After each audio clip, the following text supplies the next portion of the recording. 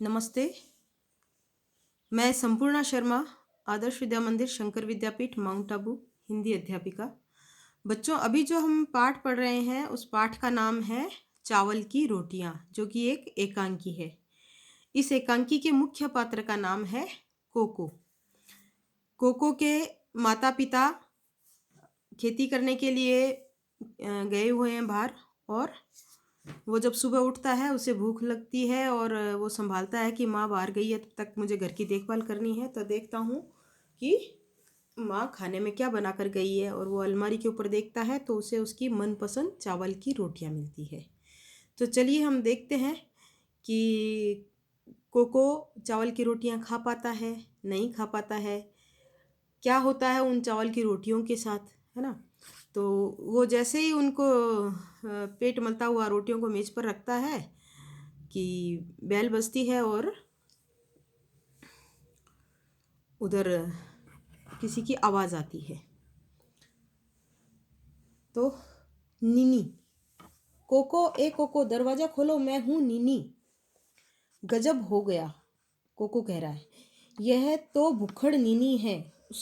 उसकी नज़र में रोटियां पड़ी तो ज़रूर मांगेगा, मैं इसे छिपा देता हूँ। तो नीनी कौन है?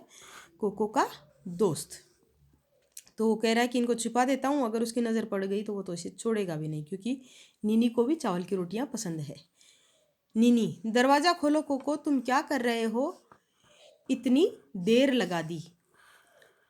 अब कोको कह रहा है कि मैं इन्हें कहाँ छिपाऊँ, कहाँ छिपाऊँ। रेडियो की तरफ देखकर, मैं तस्तरी को रेडियो के पीछे छिपा दूंगा और अभी आता हूँ। नीनी ज़रा रुको। तो अब वो जगह ढूंढ रहा है कि इनको कहाँ छुपाया जाए। तो रेडियो की तरफ देखता है ना, और कोको फिर से आवाज़ लगाता है, क्योंकि उसको पता है कि बाहर वो इंतज़ार कर रहा है। आओ नीनी, अंदर आ जाओ। नीनी अंदर आता है। तो वो उसको कहता है, उसने छुपा दी रोटियां तो, है ना, और वो कहता है कि अंदर आ जाओ। नीनी, दरवाज़ा खोलने में इतनी देर क्यों लगाई? कोको, कुछ खास नहीं, अभी अभी नाश्ता किया और मुंह धोने लगा था। बोलो, सुबह सुबह कैसे आना हुआ? अब वो बहाना बना रहा है कि उसको पता नहीं चलना चाहिए कि मैंने चावल की रोटियां छुपाई है ना। तो कह रहा है कि मैं नाश्ता कर रहा था जबकि वो भूखा था। नीनी, क्या यह मत कहना कि तुम भूल गए थे परीक्षा के बारे में, रेडियो पर खास सूचना आने वाली है। अब वो उसको याद दिलाता है कि रेडियो पर कुछ खास सूचना आने वाली है उनके एग्ज़ाम से रिलेटेड। कोको, लेकिन तुम्हारे घर भी तो रेडियो है। तो कहता है, तुम्हारे घर भी रेडियो है तो फिर तुम रेडियो सुनने के लिए यहाँ क्यों आए हो? नीनी, वह ख़राब है, इसलिए सोचा तुम्हारे रेडियो पर सुनूंगा। नीनी गोल मेज के पास बैठ जाता है। तो वो कह रहा है कि उसके जो रेडियो है वो ख़राब है, इसलिए वो आज उसी के यहाँ पे रेडियो सुनेगा। नीनी, रेडियो उठाकर यहीं ले आओ, ताकि हम आराम से लेटे लेटे सुन सकें। तो उसने कहा कि तुम्हारा रेडियो लेके यहाँ आ जाओ, ताकि हम इसको आराम से सुनेंगे। कोको, नीनी, हमारे रेडियो में भी कुछ खराबी है। नीनी, आओ कोशिश करके देखें, मैं उठाकर ले आता हूँ। तो उसने कहा कि मैं ले आता हूँ, देखते हैं, क्या पता चल भी जाए। नीनी अलमारी की तरफ जाने लगता है। नहीं नीनी, नहीं नहीं नीनी, इसे छूना मत, छूओगे तो करंट लगेगा। तो वो कह रहा है कि वो ख़राब है, मतलब उसमें करंट आता है, इसलिए तुम उसे हाथ मत लगाना।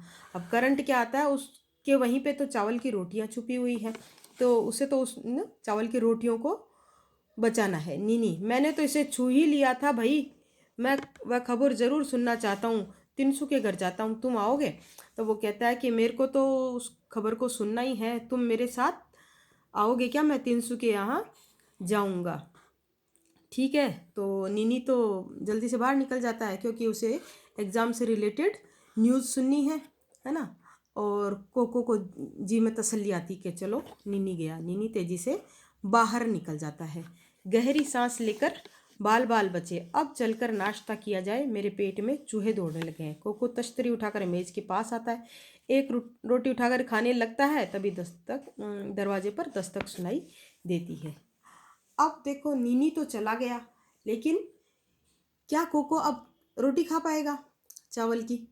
उसने गहरी सांस ली थी कि नीनी से उसने रोटियां बचा ली, लेकिन फिर से दरवाजे पे दस्तक हुई।